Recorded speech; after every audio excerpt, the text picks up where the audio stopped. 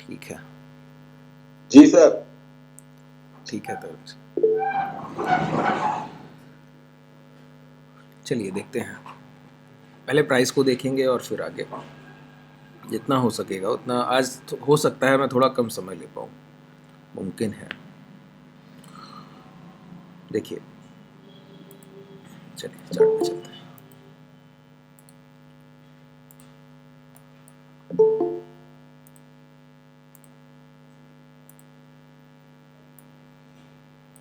Bank Nifty का chart है। हम लोग आज दो काम करेंगे।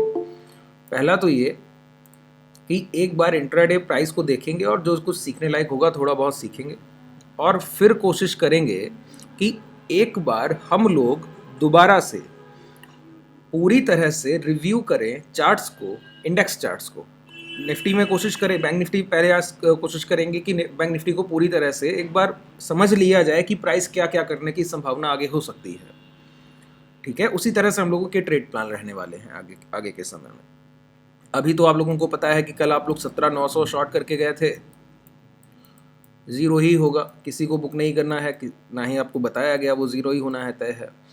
और ये लिया क्यों गया था? सिंपल था कि निफ्टी प्रीवियस डे हाई के पास क्लोज किया था। आप लोगों ने गौर किया? शायद मैं कल की क्लास में मैंने डिस्कस किया है कि नहीं, नहीं बता सकता।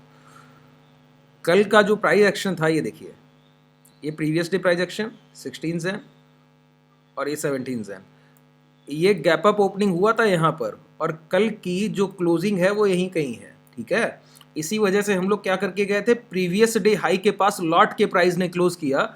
इसका मतलब हुआ करंट डे लो, मतलब कल का जो लो लगा था वो ब्रेक नहीं होगा। तो ये 17,900 के आसपास था, 930 के आसपास।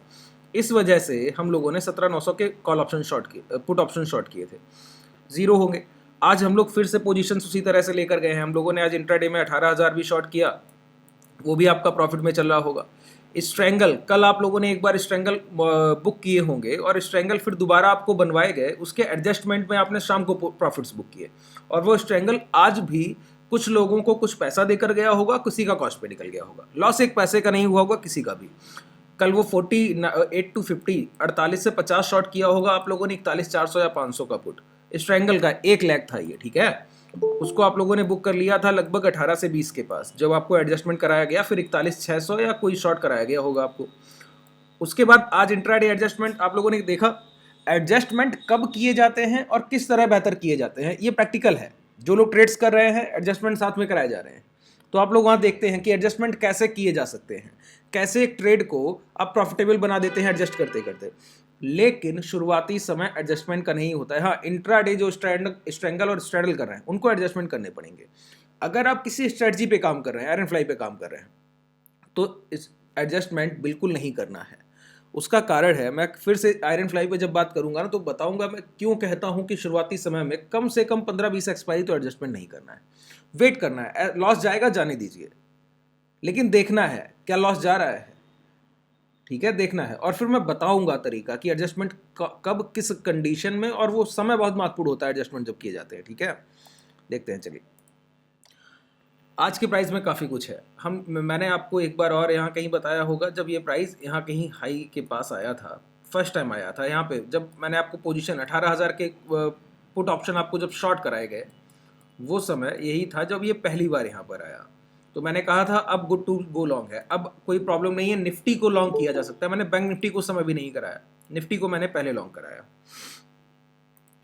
निफ्टी को लॉन्ग कराया, और वो प्रीमियम्स डिके होता रहा, प्राइस एक जोन में फंस गया, और वो कल आप देखेंगे बहुत प्रोबेबिलिटी है कि ये फिर से ऊपर की तरफ मूव करे, बहुत ज़्यादा प्रोबेबिलिटी है। अब वो कारण क्या है वो समझ लेते हैं। चलिए, ये आज का ओपन प्राइस है निफ्टी का। पहले निफ्टी पे ही हम लोगों ने ट्रेड्स की हैं, तो कम से कम इस प्राइस को समझ लिया जाए।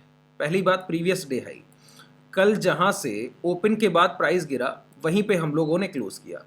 आज का ओपनिंग हुआ, ओपन के बाद एक डोजी टाइप के कैंडल के हाई ब्रेक हुए, प्राइस ऊपर की तरफ मूव किया।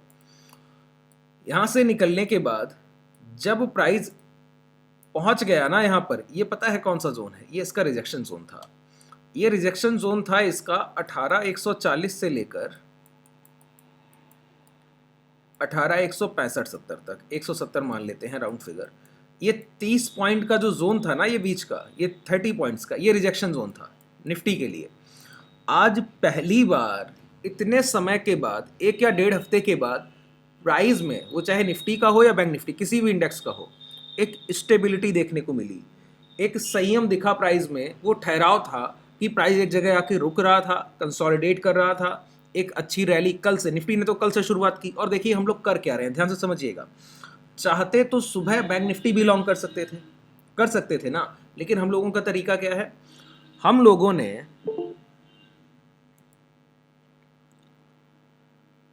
ने क्या किया है, कल के अप ट्रेंड को, ऊपर की तरफ भागते निफ्टी को कैच कर लिया, ठीक है, पकड़ लिया एक बार। अब देखिए ट्रेंड को एक बार कैच कर लिया है ना, तो ट्रेंड के साथ जब तक ट्रेंड ओवर नहीं होगा हम लोग उसको राइड करते चलेंगे। यही तो तरीका है कमाने का, आसान है। अब हम लोगों को ट्रेंड्स नहीं मिल रहे थे, कोई एक तरफ नहीं मिल रहा था, बाजार ऊपर की तरफ दौड़ने लगे या नीचे की तरफ, और हम लोग उसी के साथ चलने लगे, ऐसा नहीं हो रहा था। प्राइस एक जोन में था तो हम लोग उसी तरह से स्ट्रेंगल में पैसा कमा रहे थे, कम पैसा बन रहा था, ये सारी चीजें साथ में चली आ रही थी। निफ्टी में कल ट्रेंड कैच किया, जैसे ही आया मूवमेंट को कैच किया, अब मूवमेंट पर बैठे हैं, मूवमेंट बढ़ता जा रहा है, हम लोग मूवमेंट के साथ शिफ्ट होते हुए ऊपर की तरफ बढ़ते जा रहे हैं। यही तो करना है, जब तक मूवमेंट चलेगा तब तक राइड करेंगे। अब देखिए यहां पर आके प्राइस ने कंसोलिडेट किया, ये बहुत अच्छा जोन था। मैंने एक समय के बाद आपसे कहा, जैसे ही आया मैंने बता दिया अब इसका गिरने की संभावना बहुत कम है, तो ये कंसोलिडेट कर गया, चल नहीं पाया, कंसोलिडेट कर गया, गिरावट की संभावना बहुत कम थी। क्या प्राइस है ये मैं आपको बताऊं, वही रिजेक्शन प्राइस है। देखिए जैसे मान लेते हैं कि कोई भाव 100 के आसपास से गिरावट करता है, पहली सेलिंग, वो लैडर थ्योरी बता चुका हूं ना, एक बार समझ लीजिए, थोड़ा सा सिंपल, बिल्कुल आसानी से बताऊंगा। लैडर थ्योरी में क्या होता है कि आपने कहीं से किसी को गिराने की कोशिश की, तो पहला झटका दिया, पहला धक्का दिया, तो वो मान लेते हैं 100 से गिरकर आया 90 तक। अब वो एक झटके के बाद कहीं ना कहीं संभलेगा, ठीक है, और फिर वो अब समझ गया है कोई ऊपर से धक्का देने की कोशिश कर रहा है, मतलब ये सेलिंग है। कोई सेलर होगा, वो प्राइस को ऊपर से कहीं ना कहीं से सेल करने की कोशिश कर रहा होगा। तो उसने जब फर्स्ट सेलिंग की ना, तो क्लियर हुआ कि कोई ना कोई प्राइस को गिराने की कोशिश कर रहा है। अब बायर यहां पे संभलेगा, एक जगह गिरावट के बाद रुकने की कोशिश करेगा। उस गिरावट के बाद फिर वो आपसे लड़ने के लिए ऊपर की तरफ आएगा, फाइट होगी किसी प्राइस पे। अब अगर सेलर स्ट्रांग है, जिसने धक्का दिया ऊपर से, वो आपसे कहीं स्ट्रांग हुआ, तो क्या करेगा, आप उससे दोबारा से फाइट करने जाएंगे, वो आपको दोबारा से गिराएगा। तो उसका रियल जो प्राइस होगा ना, जहां पर दोनों ने अपना पावर लगाया होगा, वो कौन सा है, ये वाला जोन, जहां से दोबारा आप उसको गिराएंगे। सेलर एक झटके के बाद दोबारा एक रिवर्सल के बाद जहां से शॉर्ट करता है, वो रियल सेलिंग होती है, रियल प्राइस होता है सेलिंग का। बाइंग का भी यही है कि कोई प्राइस नीचे आ रहा है, अचानक से कोई बाई करता है, तो एक बार दोबारा से सेलर अपनी पोजीशन वापस लेने की कोशिश करेगा। अगर बायर स्ट्रांग है तो फिर से घुमा देगा। तो ये क्या है, ये रियल प्राइस है बायर का। यहां पर फाइट के बाद देखिए फर्स्ट शॉट जो हुआ वो कैसे हुआ, वो जल्दबाजी में हुआ। यहां पर बायर तो जैसे बाई करते हुए आ रहा होगा, धीरे धीरे वैसे ही कर रहा होगा, लेकिन जब उसको समझ आया होगा ना कि कोई सेल भी कर रहा है, तो उसने अपनी पूरी कैपेसिटी से बाइंग करने की कोशिश की होगी। तो वो प्राइस ये है, सेम प्राइस ये है, ये जो मैं आपको जोन बता रहा हूं ना, ये वाला, ये वही प्राइस है। देखिए आवली टाइम फ्रेम पर आते हैं।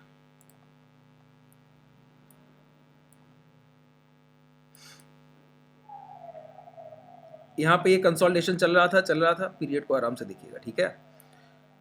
एक बार में प्रीवियस ये जो ट्रेंड लाइन जा रही थी, इसको ब्रेक करके प्राइस नीचे आया। अब उसको समझ में आया मैं धीरे धीरे खरीदते हुए ऊपर बढ़ने की कोशिश कर रहा था, अचानक से किसी ने नीचे की तरफ धक्का दिया है, किसी ने सेल किया है, तो उसने नेक्स्ट कैंडल में क्या किया, दोबारा से ऊपर जाने की कोशिश की। तो इस हाई से क्या किया गया, फिर सेलर ने दोबारा से नीचे की तरफ प्राइस को धकेल दिया, सेलिंग की होगी, कई सारे ऑर्डर्स एक साथ एग्जीक्यूट किए गए होंगे।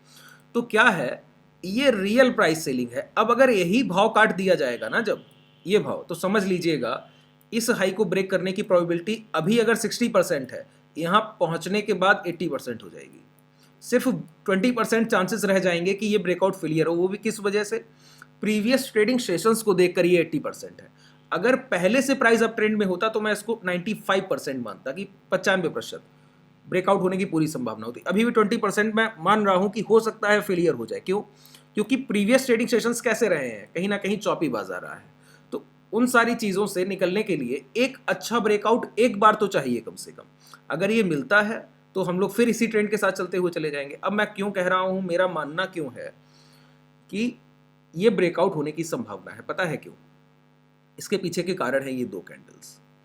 जैसे मैंने आपको एक बार बताया नॉट पैटर्न कि दो कैंडल्स बनेंगे अपोजिट साइड, एक दूसरे के अपोजिट साइड, इसका अपर विक बड़ा होगा, इसका लोअर विक बड़ा होगा, और इस तरह से आपको लगेगा कि प्राइस में कहीं ना कहीं गांठ लगाई गई है, इस तरह से लगेगा।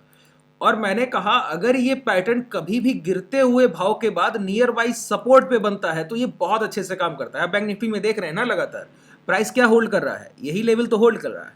देखिए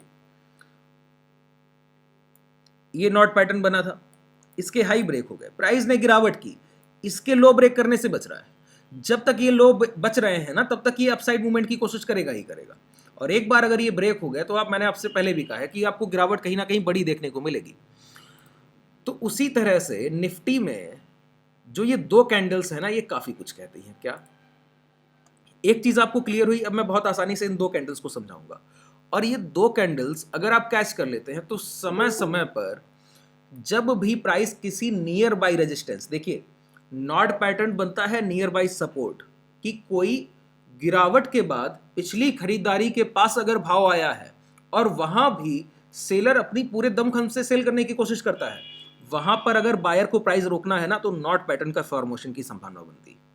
इसी तरह से अगर कोई बायर ऊपर बाई करके लिए जा रहा है और कहीं रेजिस्टेंस लगा हुआ है और अगर बायर को इस रेजिस्टेंस को ब्रेक करना है तो कहीं ना कहीं संभावना बनती है इस तरह के दो कैंडल्स बनने की। इन दो कैंडल्स को मैंने कोई नाम नहीं दिया, ये दो नहीं, कभी कभी आपको तीन कैंडल्स भी देखने को मिलेंगे। क्या कह रहा हूं? आवरली टाइम फ्रेम पर अमूमन ज्यादा होगा कि तीन कैंडल्स होंगे इस तरह के, एक, दो और तीन। अब ये तीन का आंकड़ा मैंने आपको कई बार बताया कई तरह से काम करता है। किस किस तरह से करता है? रेजिस्टेंस भी तीसरी बार में ब्रेक होने की संभावना ज़्यादा होती है, सपोर्ट भी तीसरी बार में ब्रेक होने की संभावना ज़्यादा होती है। कोई भी प्राइजेक्शन से अगर किसी पैटर्न पे पैसा बन रहा है तो तीन बार बिल्कुल क्रीमी लेयर की तरह पैसा निकल कर आएगा वहाँ से। जैसे 50% फिबोनाची ब्रेक हो रहा था, पैसा बन रहा था, ब्रेक हो रहा था, पैसा बन रहा, तीन बार बना, चौथी बार मैंने आपको अवेयर किया कि आज मत शॉर्ट कीजिएगा। उसने क्या किया? ट्रैप किया।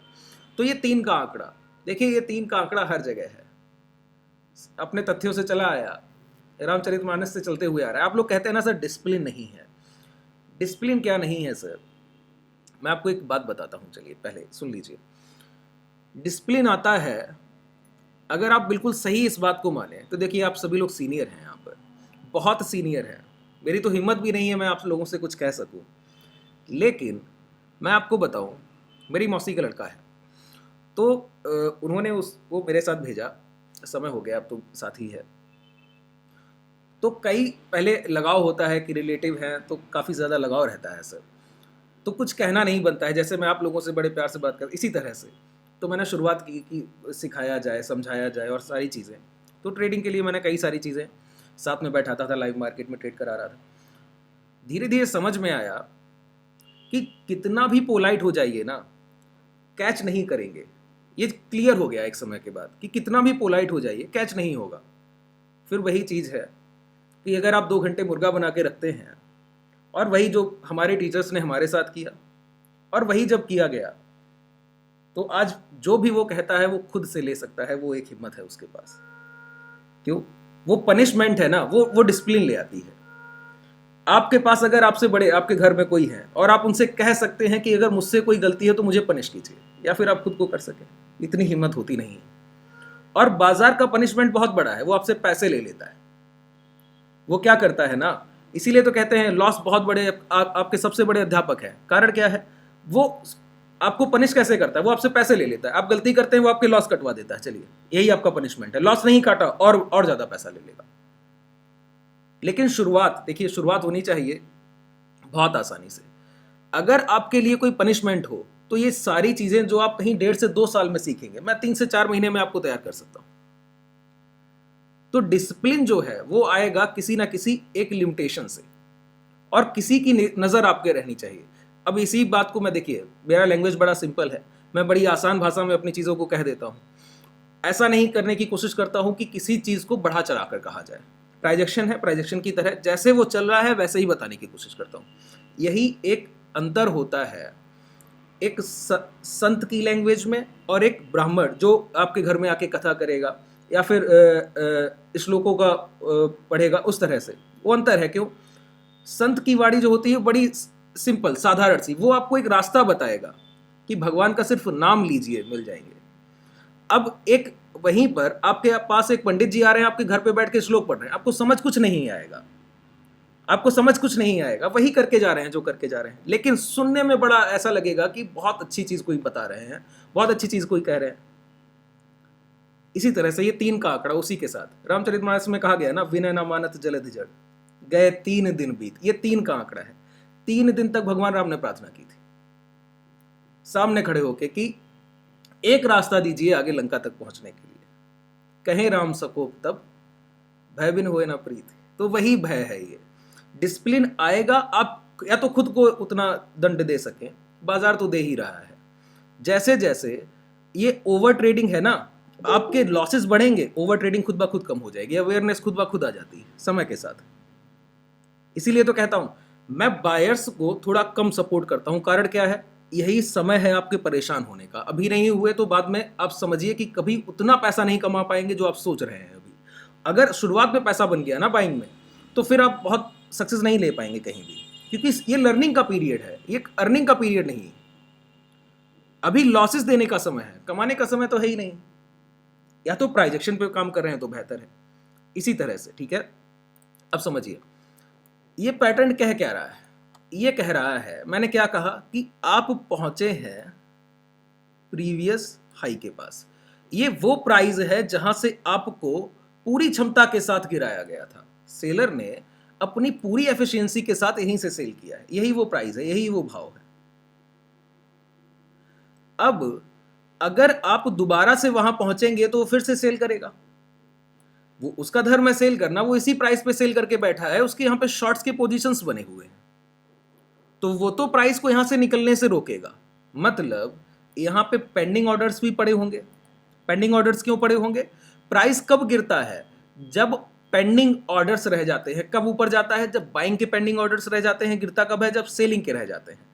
अगर सेलिंग के पेंडिंग ऑर्डर रह गए होंगे तभी तो नीचे के भाव पर बाजार सेलिंग ढूंढने आया है। अगर वहीं सेलर कोई मिल जाता, बायर खरीदने को तैयार होता, तो सेलिंग के ऑर्डर पेंडिंग नहीं रहते, सेलर्स के ऑर्डर पेंडिंग रह गए। कोई बेचने खरीदने को तैयार नहीं होगा इस भाव पर, इतना सेल किया गया होगा, तो प्राइस क्या आया? नीचे के भाव पर कोई बायर ढूंढने आया है। अब एक बार अगर ये कंडीशन बाजार में सेलर ला सकता है, उसका पैसा लगा है मतलब कि इसी भाव पर, दोबारा आप उसके पास भी पहुंचने की कोशिश की है ना, उसने आपको दोबारा से शॉर्ट किया है, इसी जोन से शॉर्ट किया है। अब हुआ क्या? आज जब यहां पे प्राइस पहुंचा है ना, तो यहां पर एक बार ब्रेकआउट के बाद अब उसका धर्म है, वो तो शॉर्ट पोजीशन लेकर बैठा है, वो तो ले रहा है, वो तो सेल कर रहा है, वो तो पैनिक क्रिएट कर रहा है। अब देखने वाली बात यह है यहां पे प्राइस को रोक कौन रहा है। अब यहां पे देखने वाली बात क्या है कि यहां पे प्राइस को रोक कौन रहा है। अच्छा बताइए, सेलिंग हो रही है, पेंडिंग ऑर्डर्स पड़े होंगे, पेंडिंग ऑर्डर्स एग्जीक्यूट हो रहे हैं। पिछली बार यहां पे जब ऑर्डर्स एग्जीक्यूट हुए तो गिरावट थी लगभग 300 पॉइंट्स की, दोबारा से गया, फिर से वही गिरावट उतनी ही दोबारा बाजार कर गया। तो पेंडिंग ऑर्डर्स अभी भी मान सकते हैं कि जितना यहां पे शॉर्ट पोजीशन था, इसका 50% भी होगा तो प्राइस आधा तो गिरा ही सकता है, आधा तो नीचे ला ही सकता है। तो अगर ये भाव यहां पहुंचा है और अगर दोबारा से सेलिंग होगी और अगर एग्रेसिव सेलिंग हुआ और अगर खरीदार नहीं होगा, अब ध्यान से सुनिएगा, अगर यहां पे खरीदार तैयार नहीं होगा तो प्राइस में फिर पैनिक आएगा, प्राइस फिर नीचे आना चाहिए। लेकिन सेलिंग तो हो रही है, तय है, क्योंकि प्रीवियस रेजिस्टेंस है, वही प्राइस है सेलर का, वो तो अपने प्राइस पे शॉर्ट करेगा। अब इसका मतलब ये है अगर प्राइस यहीं पे रुक रहा है तो जो सेलिंग हो रही है ना, उस सेलिंग को कोई ना कोई खरीद जरूर रहा है, तभी प्राइस रुक गया। प्राइस जोन कब बनाएगा? यहां पर सिर्फ एक कारण है, सेलिंग के तो पेंडिंग ऑर्डर्स हैं, इन सेलर्स को कोई खड़े होकर उन ऑर्डर्स को काट कर बाइंग में तब्दील कर रहा है, जो भी बिकवाली आ रही है उसको खरीदने की कोशिश कर रहा है। तब्दील किए जा रहे हैं सेलिंग के ऑर्डर, सेलर सेल कर रहा है और जितना सेलर सेल कर रहा है वहीं रुक कर बायर खरीद कर जा रहा है। इसका मतलब क्या है? बाइंग एंड सेलिंग इक्वल, जितना सेलर सेल कर रहा है उतना बायर बाई कर लेगा। इसका मतलब है कि अब ना तो प्राइस को नीचे की तरफ जाना होगा, क्या करने, दोबारा से बाइंग उठाने किसी लोअर प्राइस पे नहीं जाना होगा। इसी तरह ना ही प्राइस ऊपर जा पाएगा, क्यों, सेलर सेल भी तो कर रहा है, तभी तो बायर को मुश्किल हो रहा है, खरीद रहा है लगातार खड़े होकर, तो प्राइस क्या करेगा, एक जोन बनाएगा। अब इस जोन में इंटरेस्टिंग चीज पता है क्या है, यहां पे हमको दिखना चाहिए स्ट्रॉन्ग सेलर।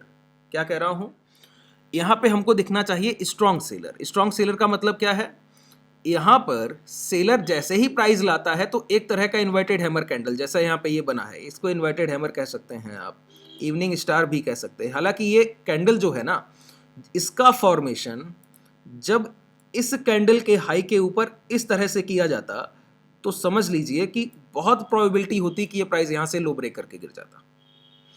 लेकिन इसका फॉर्मेशन कहां किया गया, प्रीवियस बाइंग के अंदर के कैंडल की, पिछली बाइंग यही प्राइस लेकर गया और उसके अंदर ये फॉर्मेशन है। ठीक है, एक एक चीज को ध्यान से सुनिए। अब प्राइस तो शॉर्ट करने के लिए यहां पर है, अब यहां पर एक इवनिंग स्टार कैंडल भी बनता है। सभी लोग अपने मेक ऑफ रखिए, किसी का मेक ऑन नहीं होना चाहिए। तुषार जी मेक ऑफ कर लीजिए।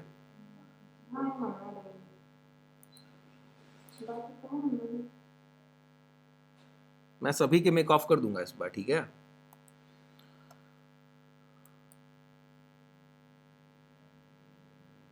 अब ये कैंडल है, ये रिजेक्शन का कैंडल है, मतलब हाई इसका अपर विक ऊपर की तरफ है, मतलब प्राइस चल के ऊपर गया। अब देखिए प्राइस ऊपर गया है, सेलर ने सेल करने की कोशिश की, वो तो करेगा ही, दोबारा से प्राइस को ऊपर ले जाया गया, ये दूसरा अटेम्प्ट है। पहला अटेम्प्ट तो ये जब प्राइस को यहां पहुंचाया गया, दोबारा से फिर ले जाया गया। यही बायर की पहली जीत है कि वो सेलर से रिजेक्शन ले रहा है। बायर की पहली जीत क्या है, वो सेलर से सेलिंग करा रहा है जानबूझकर, मतलब वो खरीदने को तैयार है। उसने दोबारा रिजेक्शन किया, उसका तो पैसा लगा है ना, वो शॉर्ट करके बैठा है, निकलने नहीं देना चाहता।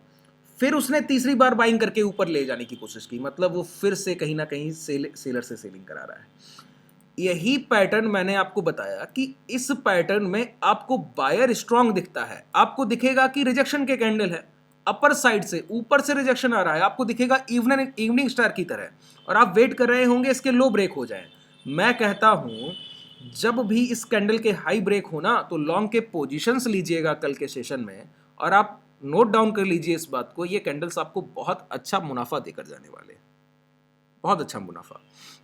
मिनिमम टारगेट तो ये है, आपके सामने है, जो मिलना है वो तो ये है कि ये अगर हाई है 183, 200 भी मान लेते हैं, तो ये लगा है 40-50, ये मिनिमम है। और ये मैं मानता हूं कि अगर एक बार यहां तक गया, थोड़े बहुत रिट्रेसमेंट के बाद इसको भी ब्रेकआउट करेगा ही करेगा, अगर सेशन सही रहा तो। अगर प्राइस वॉलेटाइल नहीं हुआ तो, विक्स अपसाइड मूवमेंट में नहीं हुआ तो, प्राइस में स्टेबिलिटी दिखी तो क्या होगा, मॉर्निंग में ये ब्रेकआउट और उसके बाद कंसोलिडेशन के बाद ये भी ब्रेकआउट हो जाना चाहिए, लगभग तय दिखता है। यही सेलर यहीं पे ब्रेक कर दिया जाएगा, यकीन मानिए। और ये निकला ना, तो फिर इसके लिए अच्छे खासे ऊपर की तरफ टारगेट ओपन हो जाएंगे, ये सारे टारगेट आपके रहने वाले हैं। और हम लोग प्राइस को राइट तो कर ही रहे हैं, साथ में चल रहा है प्राइस साथ में, तो उसी के साथ चलते हुए आगे बढ़ेंगे, ठीक है। ये कैंडल्स ध्यान रखिए, इन कैंडल्स को कहाँ बन रहे हैं, ये नियर बाई रेजिस्टेंस कर क्या रहे हैं, जो सेलर सेल कर रहा है उसको और मजबूर कर रहे हैं सेलिंग के लिए, मतलब रुककर खरीदारी की जा रही। सिंपल है ना।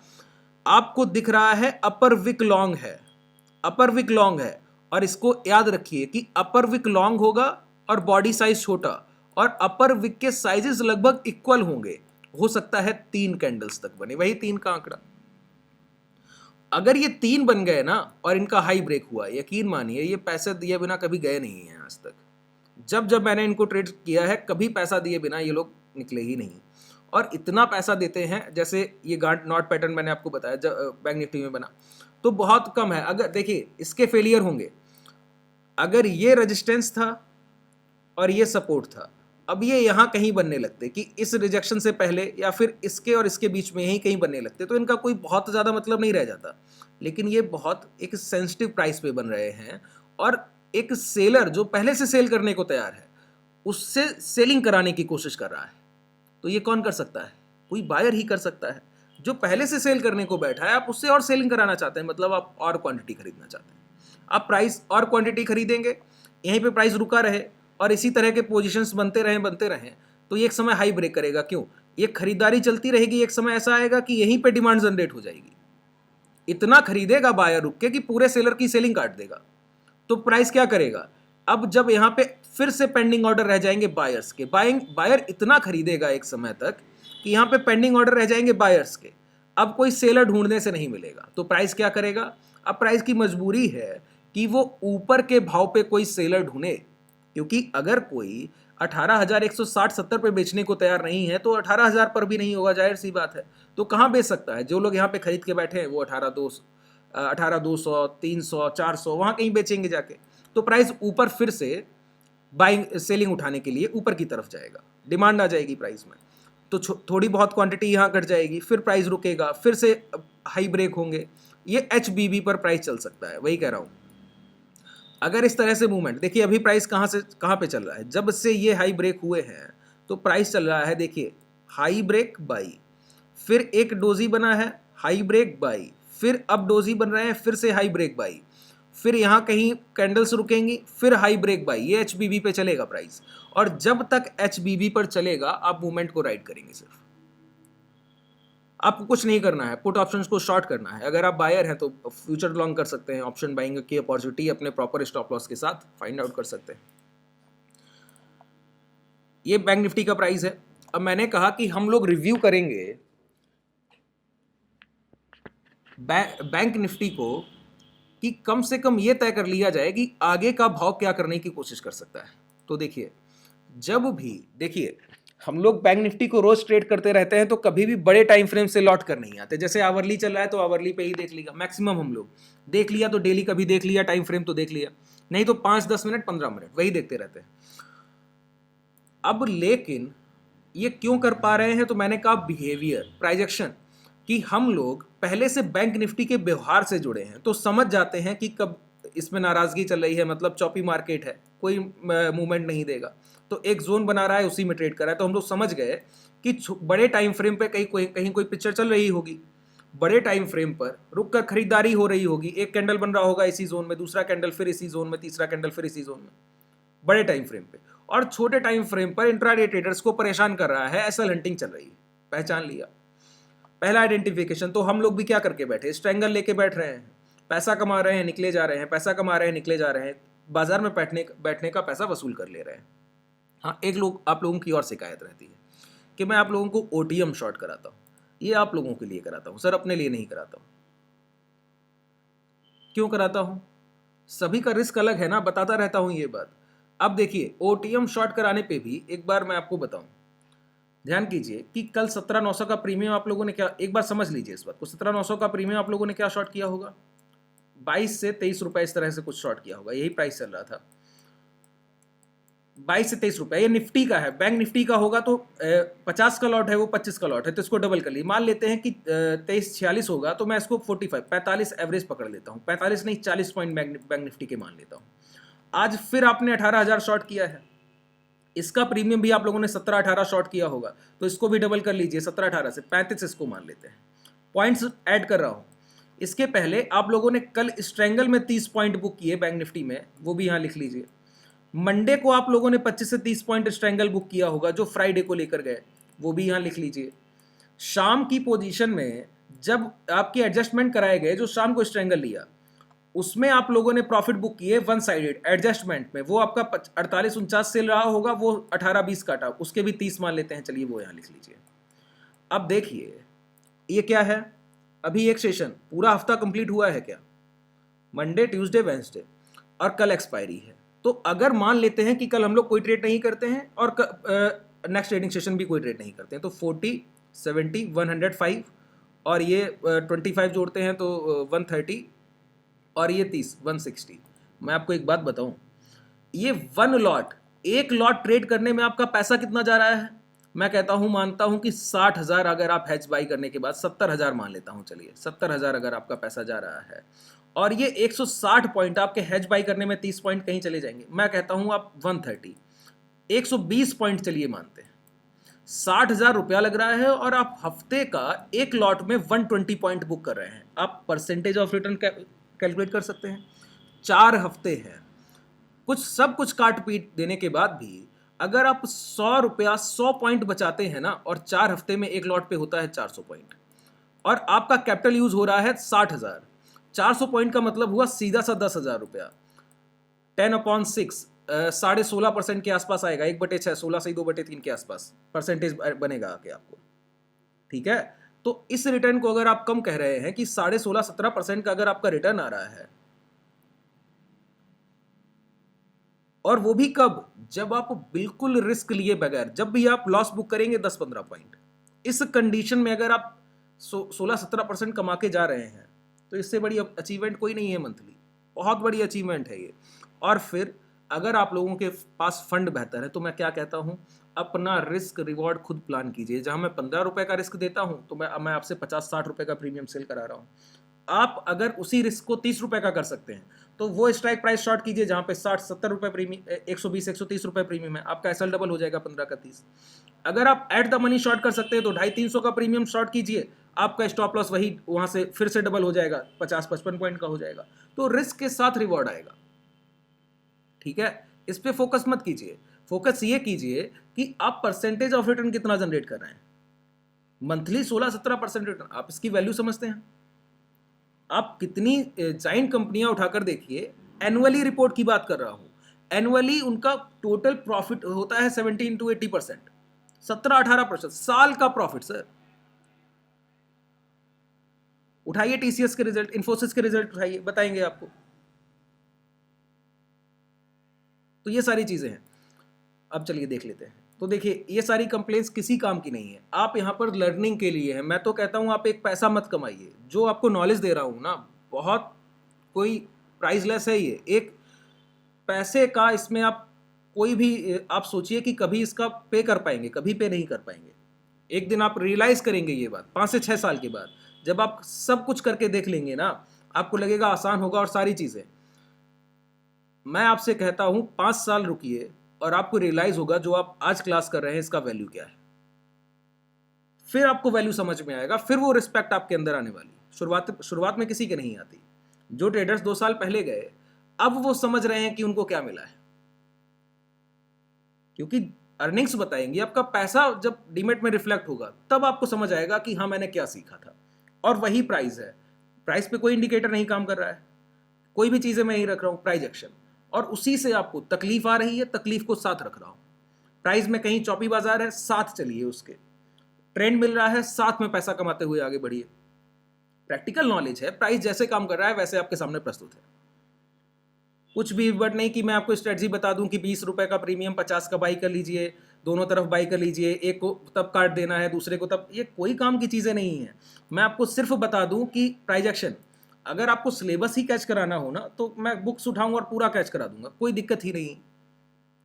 मैं लेकिन एक बात लिख के दे सकता हूं, फायदा कुछ नहीं होना है, क्योंकि नॉलेज वही है जो लाइव मार्केट में प्राइस को देखकर फिर उस पर कोई डिस्कस किया गया, वो नॉलेज है। किताबें पढ़ के यहां कुछ नहीं होता है, यकीन मानिए, बहुत मैंने पढ़ी और कभी कुछ नहीं हुआ। जब खुद बैठा हूं, खुद साल 1.5 साल 2 साल खूब पैसा गवाया, बहुत गवाया सर, तब इस कंडीशन में हूं। चलिए देखते हैं। तो हम लोगों को क्या करना होगा, अगर पूरे प्राइस को ही रिव्यू करना है, कि एक बार फिर से अपना एक व्यू बना लिया जाए भाव के साथ, और ये देखने की कोशिश की जाए कि आगे क्या होने की संभावना है, तो इसमें सबसे ज्यादा काम आता है top to bottom approach. Top to bottom approach क्या है कि आप ऊपर से शुरुआत कीजिए और नीचे तक देखिए। ऊपर से शुरुआत कीजिए। अब ये ऊपर से शुरुआत करने की मतलब समझ रहे हैं, ये टाइम फ्रेम की बात है। इसका मतलब ये है, अगर आप 1 घंटे की खरीदारी को देखकर फिर 1 दिन की खरीदारी या बिकवाली को देखेंगे, फिर 1 महीने की खरीदारी को बिकवाली देखेंगे, कोई किसी निष्कर्ष पे नहीं पहुंचेंगे, कोई रिजल्ट नहीं आना है। आपको क्या देखना होगा, पहले आपको देखना होगा बड़ा टाइम फ्रेम। पहले आपको यह देखना होगा कि जो हफ्ते का खरीदार है, जो एक एक हफ्ते में अपना पैसा डाल रहा है या निकाल रहा है, वो क्या करने की कोशिश कर रहा है। दूसरी बात, कोशिश तो अगर मैं आपसे कहूं कि अगर आप किसी नए स्टॉक को ट्रेड करने जा रहे हैं, इक्विटी के लिए बात कर रहा हूं, स्विंग ट्रेडिंग मैंने आपको बताया कि अगर आप किसी नए स्टॉक को ट्रेड करने जा रहे हैं, तो मैंने आपको पहली स्ट्रेटजी क्या बताई है स्विंग ट्रेडिंग की, मंथली टाइम फ्रेम से। क्यों ऐसा है? ऐसा इसलिए है कि महीने का भाव सबसे बड़ा भाव माना जाता है। अगर कोई महीने के खरीदार या बिकवाल को काट देना, तो उसका पैसा बहुत ज़्यादा लगाया या निकाला गया होगा। ठीक है, तो मंथली टाइम फ्रेम से अगर आप शुरुआत करते हैं, यही मैं कह रहा हूं कि अगर आप इक्विटी में इंट्राडे में या स्विंग ट्रेडिंग के लिए कोई स्टॉक बाई करने जा रहे हैं, तो सबसे पहले आपके लिए टॉप है मंथली टाइम फ्रेम, कि पहले देखना है महीने का भाव क्या कहता है, एक महीने का भाव एक साथ देखना है। तो इसके लिए क्या करना होगा, हम लोगों को एक महीने के कैंडल को एक साथ मंथली टाइम फ्रेम पे जाना होगा। अब देख लेते हैं, चलिए। अब यहां पे कुछ इस तरह का व्यू दिखता है क्या, कि प्राइस ने जब से कोविड से ये पूरा यहां तक आया है और यहां आने के बाद एक जोन की तरह दिखा, एक हाई बनाया, हाई के बाद निफ्टी बैंक ने लो भी बनाए हैं और नीचे के लेवल पे कहीं खरीदारी की और दोबारा से प्रीवियस हाई 40,000 को ब्रेक किया। अभी का ये सारी बातें अभी की हो रही हैं। तो जब 40,000 को ब्रेक किया है, अब जो ब्रेकआउट कैंडल है जरा वो देख लेते हैं। ठीक है, अब ब्रेकआउट जिस कैंडल से हुआ, उस कैंडल के बाद वही जो इंट्राडे में मैं आप लोगों से बात करता हूं क्या, कि जिस कैंडल से ब्रेकआउट होगा उस कैंडल के बाद अगर कोई डोजी फॉर्मेशन होता है तो ये रिजल्टेबल कैंडल है, इसके हाई या लो जो भी ब्रेक होंगे वही आगे का फर्दर ट्रेंड है, वही परिणाम है। तो देखिए, इस कैंडल से ये ब्रेकआउट हुए, कैंडल से ब्रेकआउट के बाद नेक्स्ट फॉर्मेशन क्या है, डोजी। डोजी कैंडल के फॉर्मेशन के बाद अभी डोजी के लो तक प्राइस आया है लेकिन इसके नीचे नहीं आया और फिर से वहीं से रिकवरी करने की कोशिश कर रहा है। ये पहली एक चीज ध्यान रखिएगा, वहीं से रिकवरी करने की कोशिश कर रहा है लेकिन अभी हाई भी ब्रेक नहीं हुए। हाई क्या है, हाई को भी मार करते हैं, हाई को मार कर लिया। इस डोजी, ये मैंने क्या किया है, यहां पे प्रीवियस रेजिस्टेंस को बाई किया जो ब्रेकआउट हुआ, ब्रेकआउट के बाद जिस कैंडल से ब्रेकआउट हुआ उसके हाई के ऊपर निकला नहीं तो पोजिशनल लॉन्ग नहीं बना, लेकिन एक कंडीशन बन गई, अगले महीने एक डोजी फॉर्मेशन क्लोज किया। वही तो मैं कह रहा हूं, चॉपी मार्केट है। देखिए पूरे महीने के कैंडल को आप देख रहे हैं और close to close basis, open और क्लोज में अगर आपको कोई डिफरेंस दिखे तो मुझे बताइएगा। मैं यहां पे ले जा रहा हूं, ऊपर लिख कर आएगा। ओपन है 42,976 और क्लोजिंग है 42,986। मंथ के शुरुआत में पहले दिसंबर को जो प्राइस था वो था 42,976 और जब दिसंबर सेशन ओवर हुआ 31 दिसंबर, प्राइस क्या है 42,986। 10 पॉइंट का मूवमेंट। पैसा कौन ले गया सर, आयरन फ्लाई वाले, पूरा कॉस्ट टू कॉस्ट उन्होंने प्राइस को क्लोज किया है। अब देखिए मैंने क्या किया, इसके हाई मार्क कर दिए कभी भी ब्रेक होंगे तो, और जो ब्रेकआउट हुआ था वो प्राइस, नीचे लो नहीं मार्क कर रहा हूं, नीचे ब्रेकआउट प्राइस को मार्क कर रहा हूं। ठीक है, अब हम लोगों को क्या मैंने कहा, टॉप टू बॉटम, तो ये टॉप हो गया, अब बॉटम की तरफ बढ़ेंगे। मंथली से आए वीकली पर। ठीक है, अब वीकली सेशन को देख रहे हैं तो वीकली में क्या क्या देखना है समझिएगा। पहले देखा ब्रेकआउट कैंडल। ठीक है, अब ध्यान से देखिएगा, यहां पे गौर कीजिएगा। पहले तो हम लोग देखेंगे ट्रेंड, प्राइस गिरते हुए आ रहा था और प्रीवियस हाई को ब्रेक नहीं कर रहा था, अचानक से प्राइस लौटा और हाई को ब्रेक करके अब ये ट्रेंड था फर्दर अपसाइड और हर बार हाई ब्रेक करते हुए प्राइस आगे बढ़ रहा है। फिर से एक हाई लगा है लेकिन प्रीवियस लो ब्रेक नहीं हुए हैं। ध्यान से देखते चलिएगा, प्रीवियस लो ब्रेक नहीं हुए, देख लिए ना। प्रीवियस लो जब ब्रेक नहीं हुए तो हम लोग देखेंगे कि ये रिटेस्ट है या फिर रिवर्सल है। तो हम लोग अभी तक अगर वीकली टाइम फ्रेम पर देखें तो प्राइस जाके यहीं आके रिटेस्ट किया है और ऊपर यहीं से कहीं ना कहीं दोबारा जाने की कोशिश कर रहा है। दो रिजेक्शन के कैंडल दिखते हैं नीचे से, छोटे छोटे हैं, बड़ा रिजेक्शन नहीं है लेकिन रिजेक्शन के कैंडल है और यहीं पे रिटेस्ट करके प्राइस रुका हुआ है। अब अगर जाके ये ब्रेकआउट करेगा तो ये ट्रेंड देखिए वही चल रहा है, हाई हर बार प्रीवियस लो को ब्रेक करने से हाई ब्रेक कर, अगर हाई ब्रेक करेगा तो फिर से ये ट्रेंड ऊपर की तरफ होगा। ये रैली इस हाई को ब्रेक करने के बाद कितना मिला है, 41,600 के बाद हम लोगों को मिला है 44,000 तक मान लेते हैं, 2,500 पॉइंट का रैली मान लेते हैं। अगर 2,500 पॉइंट का रैली ये है तो नेक्स्ट रैली लगभग मैं आपको बताऊं कितना हो गया है। ये फर्स्ट ये था, सेकंड, पहला ये, सेकंड, अब ये एक रैली आपको मिलेगा, ये होना चाहिए लगभग 4 से 4,500 पॉइंट मिनिमम, अगर एवरेज जो मैं आपको बताऊं 4 से 4,500 पॉइंट अगर हाई ब्रेक होते हैं तो। और इसके बाद अगर आपको देखने को मिला तो एक शेक आउट इस तरह से दोबारा से हो सकता है प्राइस यहाँ कहीं रिटेस्ट करने आए। और अगर जो यहाँ पे खरीदारी ये हो रही है, देखिए एक महीने की खरीदारी, मैं आपको निफ्टी का एक प्राइस दिखाना चाहता हूँ यहाँ पर, ध्यान से देखिएगा। अभी आप 1-2 महीने प्राइस के ठहराव का वैल्यू नहीं समझते हैं। मैं आपको समझाता हूँ। ये देखिए, ये जोन दिख रहा है, ये ब्रेकआउट हुए थे, प्राइस यहाँ पे 1 2 3 4 5 6 7 8 मान लेते हैं 9 हफ्ते रुका है। 9 हफ्ते का मतलब हुआ 2 महीने लगभग प्राइस रुका। अब इस जोन की खरीदारी का महत्व ये था कि प्राइस ने जब 18,800 का हाई बनाया और जब ये लोअर लोज में चला गया, तो देखिए इसी जोन को ब्रेक करने से रह गया है केवल। तो ये है 1-2 महीने की खरीदारी का प्रभाव। अब आप बैंक निफ्टी में वही चीज़ यहाँ पे देख रहे हैं क्या, कि 1 महीने खरीदारी हो चुकी है। प्रीवियस महीने का क्लोजिंग क्या है, 42,900, अभी आपने देखा 42,286 87 इस तरह से, और वहीं ओपन वहीं क्लोज, और दोबारा से वही दिख रहा है क्या कि प्राइस क्या कर रहा है,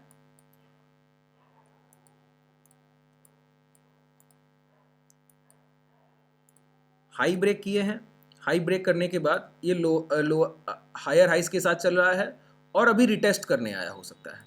अब इस रिटेस्ट को कैसे आइडेंटिफाई किया जाए, ये बहुत महत्वपूर्ण हो गया। ध्यान से समझिएगा कि ये रिटेस्ट है कि रिवर्सल है, कैसे समझा जाए। तो मैं आपको बताऊं, जो मैंने कल आपसे बात कही ना कि प्रीवियस मंथ हाई ब्रेक, एक तो ये तरीका, तो आप वीकली को प्रीवियस वीक ब्रेक जब भी करने लगे तो समझ लीजिएगा ये रिटेस्ट था। अब देखिए, यहां तक प्राइस आया है और इसी जोन में यहीं से गया था, यहीं आ गया, और 2 हफ्ते तो यहां से इसने यहीं नहीं गुजार दिए। तो हो सकता है ये खरीदारी चल रही हो। और प्राइस जैसे 15,400 के बाद निफ्टी ने हाई बनाया 18,000 के ऊपर, 18,200 300, फिर जब गिरावट आई तो 15,400 के पास से ही घूम गया, 15,400 के आसपास लो बनाकर।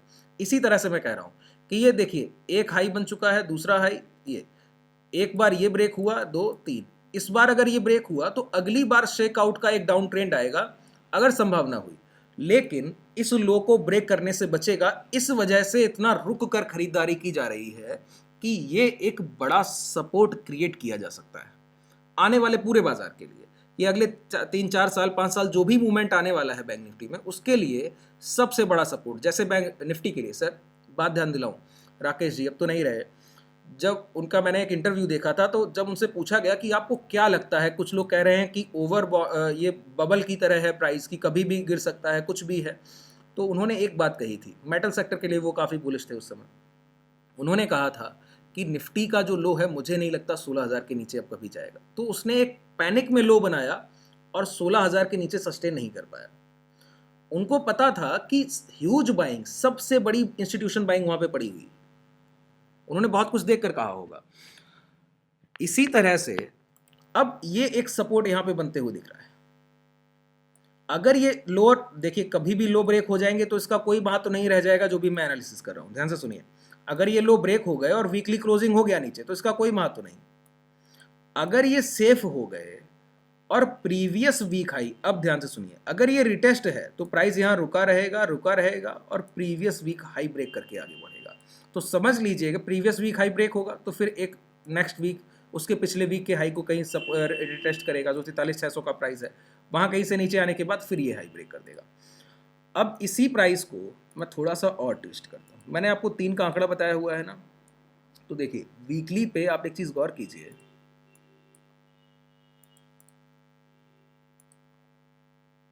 हर एक कैंडल हाई को ब्रेक कर रहा था, नया हाई बना रहा था, हाई को ब्रेक कर रहा था, नया हाई बना रहा था। इस कैंडल के बाद हाई ब्रेक नहीं हुए और प्राइस नीचे आया, नया हाई नहीं बना पहली बार। दूसरी कैंडल में भी इसके हाई ब्रेक नहीं हुए और प्राइस ऊपर नहीं गया। तीसरी कैंडल में भी नहीं हुए, तो अभी मैंने क्या कहा, 4 बार अधिकतम समय, तो 4 वीकली कैंडल हो चुकी हैं जिसमें प्रीवियस हाई ब्रेक नहीं हुए, 4 कैंडल्स हो चुका है। अब ये लास्ट कैंडल है ये हफ्ते का, और अगर ये हफ्ता कल और 2 ही ट्रेडिंग सेशन रह गया है आपके पास, और अगर इनको सही रिजल्ट देना है ना, तो इस हफ्ते प्रीवियस वीक का जो हाई है ये 42,700 के आसपास कहीं दिखता है, इसके ऊपर क्लोजिंग बनता है।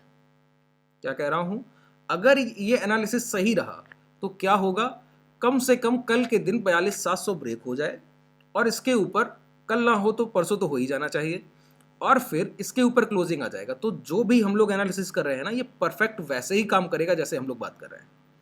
अगर क्लोजिंग 42,700 के ऊपर हो गया तो हम लोग मान लेंगे ये रिवर्सल नहीं रिटेस्ट है। अगर क्लोजिंग हो गया तो फिर ये फ्लक्चुएशन चलते रहे, फिर उससे कोई मतलब नहीं है। कल और परसों का क्लोजिंग एक बार हो जाए, फिर हम लोग आगे डील करेंगे प्राइस क्या करेगा। अभी तो हम लोग सिर्फ संभावनाएं देख रहे हैं कि क्या होने की संभावना है। अभी तो हम लोग खोज कर रहे हैं कि रिवर्सल या रिटेस्ट। तो कब क्लियर होगा, जब कल और परसों के 2 ट्रेडिंग सेशन में अगर 42,700 के ऊपर क्लोजिंग मिलता है तो इससे क्या होगा, प्रीवियस वीक हाई क्लोज होगा, मूवमेंट और तेज होगा तो 43,200 600 तक जा सकता है। तो देखा जाएगा क्या होगा। अब प्राइस को और छोटा करना है, वीकली पर देख लिया है क्या हो सकता है, तो हम लोग देख रहे हैं रिटेस्ट के बाद प्राइस रुकने की कोशिश कर रहा है। तो जो चीज़ हम लोग देखते हुए आ रहे हैं ना, वही चीज़ हम लोगों को छोटे टाइम फ्रेम पर आइडेंटिफाई करते हुए आगे बढ़ना है। अब डेली पर आ रहे हैं तो हम लोगों ने देखा प्राइस रुक रहा है। अब देखिए यहाँ पर, अब जो पिक्चर आपको वहाँ दिख रही थी वही यहाँ पे देखिए, कितने सेशन से प्राइस एक जोन में है, और ये प्रीवियस रिजेक्शन और यही प्रीवियस सपोर्ट जहां पिछली बार प्राइस गिर के आया वहीं रुका हुआ है, और हर बार नीचे से रिजेक्शन। अब कहीं ये प्राइस ऊपर की तरफ, इसी चॉपी मार्केट में हम लोग थे 4-5 दिन से, और अब अगर ये निकला ना तो 42,700 निकलेगा। आप लॉन्ग कीजिएगा, कल का सेशन बहुत इंटरेस्टिंग हो सकता है। अगर 42,700 निकला तो हो सकता है कल के सेशन में बड़ी रैली मिले, लेकिन मैं चाहता हूँ ना मिले, छोटी रैली आए, धीरे धीरे बाइंग करते हुए। प्राइस में एक असस्टेनेबिलिटी दिखी, ये सस्टेनेबिलिटी अगर कंटिन्यू होती है तो फिर प्राइस बहुत स्ट्रांग हो जाएगा धीरे धीरे। 1-2 दिन और दिख जाए तो बहुत बेहतर है, ठीक है। तो चलिए, अब हम लोग यहाँ तक पहुँच गए हैं कि जो हम लोग मंथली से देखते हुए आए वो चीज़ हम लोगों ने यहाँ देखी कि यहीं पे प्राइस रुक रहा है और कहीं सस्टेन करने की कोशिश कर रहा है। और मंथली पे भी हम लोगों ने वही देखा कि प्रीवियस जब से रेजिस्टेंस निकला है प्राइस उसी के पास आके रुकने की कोशिश कर रहा था, वहीं पे कैंडल्स बने हुए हैं और प्रीवियस हाई को ब्रेक कर लोअर लोज में चल रहा है छोटे टाइम फ्रेम पर। जैसे ही ये प्राइस लोअर हाइज में चलने लगेगा, हायर हाइज में चलने लगेगा, तो समझ लीजिएगा पैटर्न चेंज हो गया है और हम लोग फिर से इसी रैली की तरह फिर से एक रैली एंजॉय करेंगे। हो सकता है अगली रैली इतना, ये भी कोई एग्रेसिव रैली नहीं था। आप यहाँ पे देखिए, एक चीज़ मैं हर बार बताता हूँ, क्या सेलिंग का कैंडल कितना बड़ा बड़ा बनता है, कितना पैसा देता है सर, और बाइंग यहाँ से यहाँ तक भाव गया, एक भी इतना बड़ा बाइंग का कैंडल दिखा दीजिए मुझे। तो बाइंग क्या है, गैप अप में आ रही है, प्राइस रुक रहा है, फिर प्राइस रिजेक्शन लेके जा रहा है, छोटी छोटी कैंडल्स में बाइंग। तो इंट्राडे में बायर्स पैसा बहुत मुश्किल से बना पाते हैं, सेलर्स बड़ी आसानी से बना लेते हैं। लेकिन इस मूवमेंट में अगर आप 300-400 पॉइंट के मूवमेंट पकड़ेंगे और उसके बाद फ्यूचर्स को जो पोजिशनल लॉन्ग करेगा या फिर एट द मनी ऑप्शंस को स्प्रेड बनाकर पोजिशनल ले जाएगा, उसका प्रॉफिट बहुत होगा। जब हायर हाइस के पैटर्न बनने लगेंगे बहुत बड़े प्रॉफिट्स होंगे पोजिशनल में। 2-3 दिन में वो मूवमेंट आता ही है 400-500-600-700 पॉइंट का, उसमें अच्छा प्रॉफिट बनता है। वो इंट्रिंसिक वैल्यू 100-150 पॉइंट आपने बाई किया होता है, वो 500-600 हो जाता है, ठीक है। अब कोई क्वेश्चन हो तो पूछ लीजिए जल्दी से।